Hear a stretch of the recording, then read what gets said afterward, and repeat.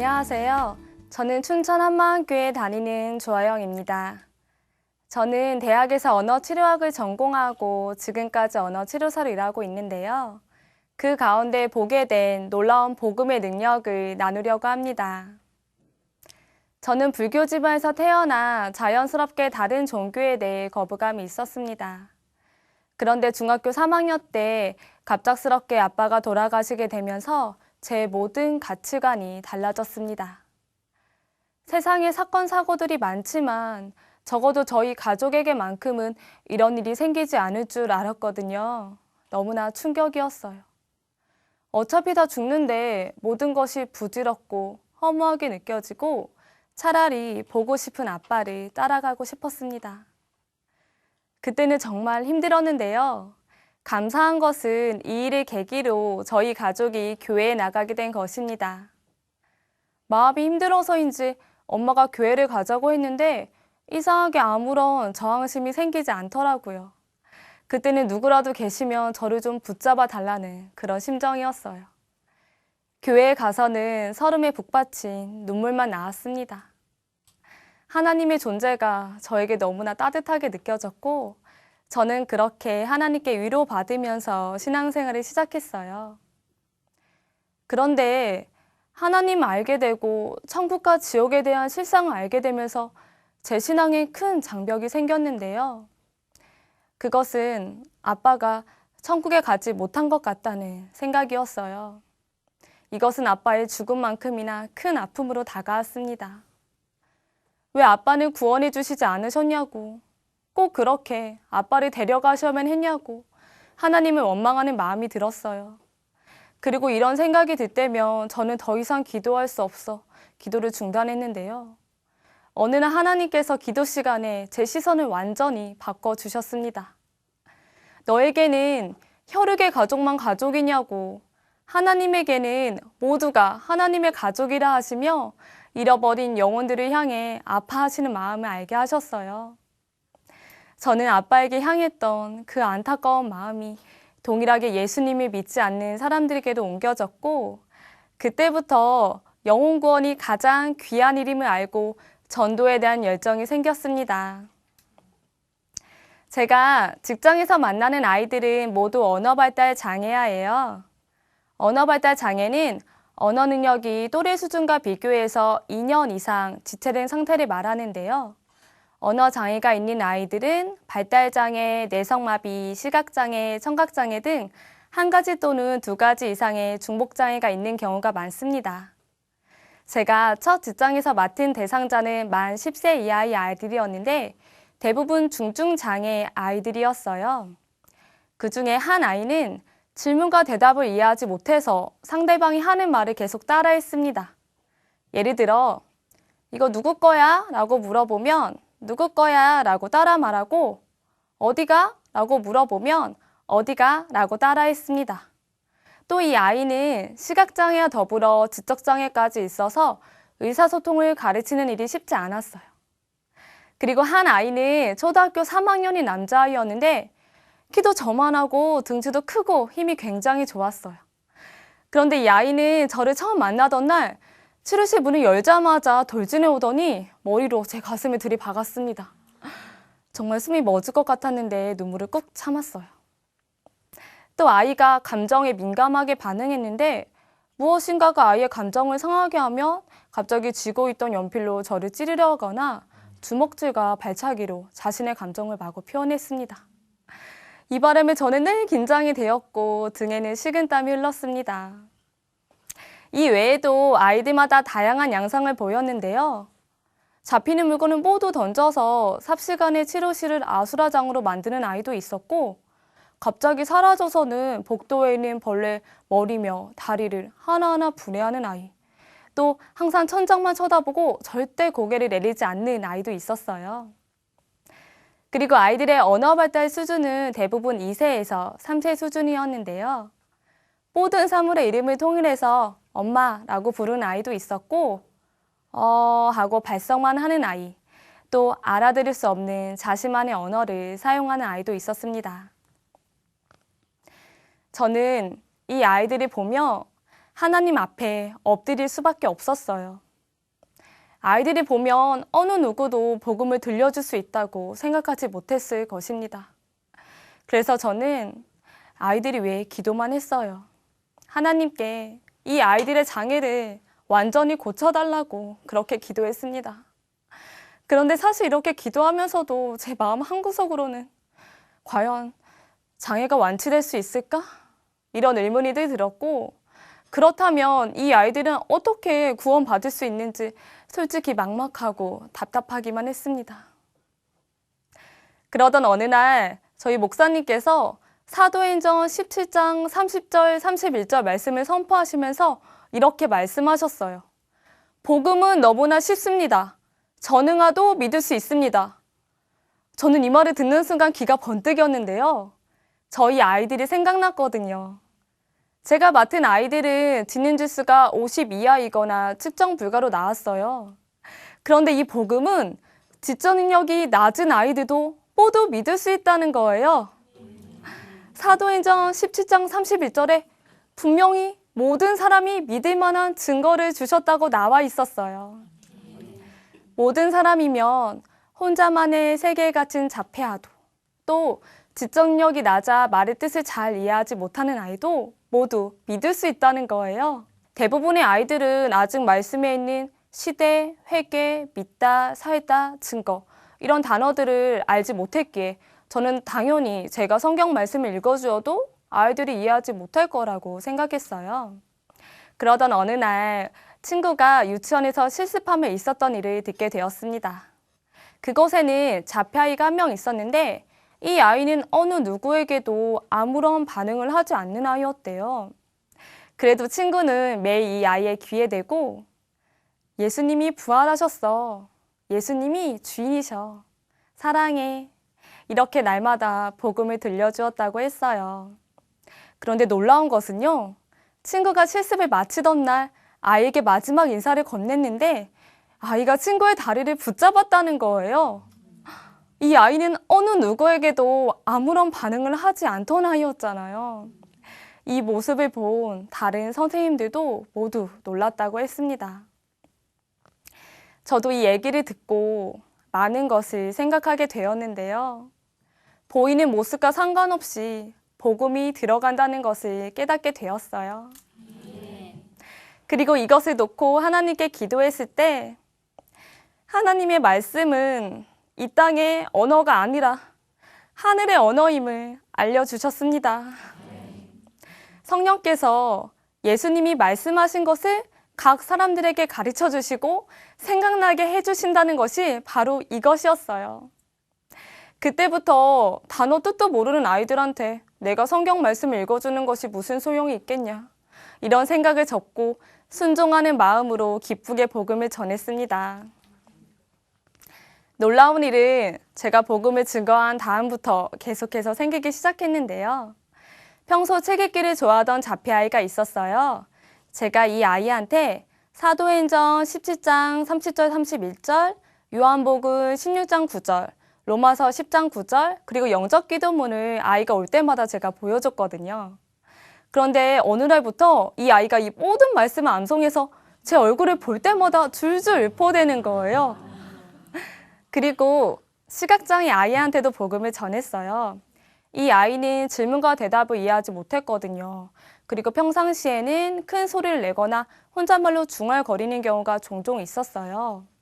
그런데 제가 복음을 전할 때 아이가 조용히 잘 듣는 거예요. 그래서 혹시나 하는 마음에 예수님이 누구시지? 라고 물어봤는데 아이가 주인 이렇게 대답을 했어요. 정말 놀랐어요. 기적이거든요. 제가 질문과 대답하기를 치료 목표로 했을 때도 아이는 대답하지 못했고 아이 어머니는 아이가 10살이 될 때까지 한 번도 아이에게서 정확한 대답을 듣지 못했는데 이 아이가 이 어려운 질문에 그것도 주인 이렇게 정확히 대답을 하니까 정말 놀랐습니다. 그리고 다음날 저는 아이에게 머리, 목, 가슴, 배아 같은 신체 어휘를 알려주었어요. 그리고 치료 중 제가 안에 뭐가 있지? 라고 질문하게 되었는데 아이가 안에 예수님 이렇게 대답을 하는 거예요. 정말 놀랐어요. 이 아이에게 복음이 들어갔구나. 정말 감격하게 되었습니다.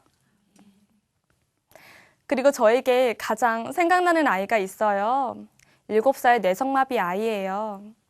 이 아이는 뇌성마비로 인해서 몸의 일부를 구부리거나 펴려고 하면 몸 전체가 펴지거나 구부러져야 했고 호흡이 짧아서 한숨을 길게 말하지 못했어요. 발음은 불명확하고 말 속도는 느리고요. 간단한 말을 할 때도 온몸을 비틀며 힘겹게 말하였고 고개 조절이 어려워 고개를 항상 숙인 채 휠체어에 앉아 이동했습니다. 아이는 너무나 예쁘고 말하는 것을 참 좋아했는데 말할 때면 떨궈진 고개를 힘겹게 들여 올려야만 했고 또박또박 말하려고 온몸에 힘을 주며 부단히 애를 썼어요. 저는 치료 시작 전에 아이를 위해 기도해 주었는데 안타까운 마음에 새벽 기도 때도 아이를 위해 기도했습니다. 그리고 얼마 후 복음을 전했어요. 예수님이 죽었다가 3일 후에 다시 살아나셨어. 예수님이 너를 만드신 하나님이고 너의 주인이신 거야. 그런데 너 지금까지 예수님 믿지 않았잖아. 그거 잘못했다고 용서를 구하고 예수님을 주인으로 믿어야 해. 그리고 이제는 예수님의 말씀을 듣고 살아야 해. 이렇게 전한 후 아이와 함께 영적 기도를 했습니다. 그리고 저는 그 후에도 기회가 될 때마다 아이와 함께 복음을 나누었는데요. 얼마 후부터는 아이가 저보다도 먼저 예수님이 죽으셨다? 다시 살아나셨다? 우리 주인 되셨다? 이렇게 해맑게 웃으며 말했습니다. 그리고 저는 또 아이에게 이렇게 말해주었어요. 있잖아, 이제 예수님이 너의 주인이시니까 이 다음에 천국에 가는 거야. 선생님도 천국에 가. 천국에 가면 지금처럼 아픈 몸이 아니라 건강한 몸으로 지낼 수 있어. 그리고 너 마음껏 걸을 수도 있고 뛸 수도 있다. 그랬더니 아이가 떨궈진 고개를 힘겹게 들어 올렸는데 아이 얼굴이 해같이 빛나는 거예요. 그러더니 정말? 나 걸을 수 있어? 뛸 수도 있어? 그래서 저는 그럼 너 마음껏 걸을 수 있지. 뛸 수도 있어. 그러자 아이가 신이 나서 휠체어에 앉아 몸을 마구 흔들었습니다. 저는 이 모습을 보는데 눈물이 왈칵 쏟아져 버리더라고요. 이 세상이 끝이 아니지. 정말 영원한 나라가 있지. 그곳에 가면 영광스러운 부활체로 사는 것이지. 이렇게 부활체가 제 마음에도 선명히 새겨졌습니다. 그리고 며칠 후 잊지 못할 감격스러운 일이 일어났어요. 저는 아이에게 복음을 전했지만 아이 어머니는 믿지 않는 분이셨기에 저는 이 일을 쉽게 말씀드리지 못했는데요. 어느 날 어머니가 선생님하고 기쁘게 부르면서 달려오시는 거예요.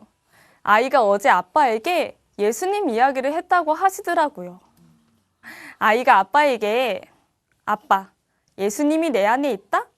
이랬다는 거예요. 그런데 아이 아버지는 기독교를 싫어하셔서 아이에게 화를 내시며 그런 말 하지 말라고, 그런 말 누가 가르쳤냐고 물으셨고 아이 어머니는 아니 아이가 말도 잘 못하는데 아무 말이나 잘하면 칭찬해줘야지. 왜 말 잘하고 있는 아이에게 화를 내냐며 오히려 남편분을 나무랐다고 하시더라고요. 어머니도 믿지 않는 분이셨는데 아이가 스스로 얘기한 것이 기특하셨던 거예요. 저는 이 믿지 않는 가정에 아이가 축복의 통로가 되어 복음이 전해지는 것을 보면서 아이가 정말 귀하다는 생각이 들었어요. 그리고 그동안 장애 아이들을 보며 안쓰럽고 안타까운 마음이 늘 컸었는데 하나님은 공평하신 분이라는 생각이 들었고 진리만이 모든 자를 자유케 할 수 있음을 고백하게 되었습니다. 아이들의 장애를 완전히 고쳐달라는 제 기도가 하나님의 영광을 드러내는 귀한 아이들이 되게 해달라는 기도로 바뀌기 시작했습니다. 그 후로 저는 청각장애 학생들이 있는 곳으로 가게 되었어요. 입사에서는 고3 치료교육을 맡았습니다. 보통 고3이면 꿈이 많은 나이잖아요. 그런데 아이들은 직업에 대해 관심도 없고 하고 싶은 일도 없다고 하는 거예요. 제빵사가 되고 싶다던 아이가 한 명 있었는데 이 아이도 일이 좋아서가 아니라 내가 할 수 있는 일이 이거밖에 없으니까 하는 수 없이 하겠다는 것이었어요. 그리고 한 번은 행복의 조건과 불행의 조건이 무엇인지 물어보는 시간이 있었어요. 그러자 아이들은 행복의 조건은 소리를 듣는 것이고 반대로 불행의 조건은 소리를 듣지 못하는 거라고 하더라고요. 지금 불행한 이유도 또 앞으로 불행이 찾아오게 되는 이유도 모두 청각장애 때문이라는 거예요. 그리고 자신이 만약 청각장애가 없다면 누구보다 잘 살 수 있다고. 아무런 장애가 없는데도 잘 살지 못하는 사람을 보면 정말 이해가 되지 않는다고 그러더라고요. 저는 이 대답을 듣고 모두가 자기 환경 속에, 자기 모습 속에 갇혀 속고 산다는 생각이 들었어요. 그리고 우리가 행복하거나 불행한 이유는 결코 환경이나 자신의 어떠한 장애 때문이 아님을 알려주고 싶었습니다. 그래서 개별적으로 아이들을 만나 복음을 전했어요. 그중 학교에 소문난 안티 기독교인 학생이 있었는데 이 학생은 고도 난청으로 수화를 사용했습니다. 이 학생의 첫 마디는 보이지도 않고 들리지도 않는 하나님을 어떻게 믿느냐는 것이었어요. 그리고 정말로 하나님이 살아계시다며 모든 사람이 하나님을 믿어야 하는 것이 정상인데 믿는 사람보다 오히려 믿지 않는 사람들의 수가 더 많은 것을 보면 거짓인 것 같아서 믿지 않겠다고 그러더라고요. 그래서 저는 성경에 하나님이 이 땅에 사람이 되어 오시고 우리 죄를 위해 죽으시고 부활하신다는 것이 기록된 성경 구절을 찾아주었고 그리고 백과사전에 예수님의 생애, 죽으심과 부활, 그리고 승천을 보여주며 이 복음이 실제임을 알려주었습니다. 그러자 이 학생은 예수님이 부활하신 것이 역사이면 모든 말씀이 맞다고 고백하며 지금까지 예수님이 믿지 않은 것을 회개하고 예수님을 주인으로 믿게 되었어요. 그 후 이 학생은 완전히 바뀌었는데요. 예수님을 즉시로 전하기 시작했습니다. 평소에는 선생님들과 학생들에게 전했고 저녁 되면 기숙사 학생들을 불러 모아 수화로 찬양하고 복음을 전했어요. 아르바이트 하던 곳에서도 복음을 전했는데요. 그곳에 함께 일하는 동료와 사장님은 수화를 모르시니까 직접 종이에 적어서 이렇게 전하기도 했습니다. 장애인 기능대에 나가서는 처음 만나는 사람들에게도 복음을 전했어요. 모든 사람은 죽고 끝났는데 예수님만 부활하셨다고 큰 확신 가운데 전했습니다. 그리고 전에는 청각장애로 인해서 자신과 미래에 대해 비관했었는데 복음을 통해 사명을 찾았고 부활체를 사모하며 장애에 대해서도 완전히 자유해진 것입니다. 어느 날 이 학생이 치료실에서 저에게 그러더라고요. 예수님만 믿으면 충분하다고. 예수님을 믿고 난 후에 내가 할 일은 복음을 증거하는 것이라고 말했습니다.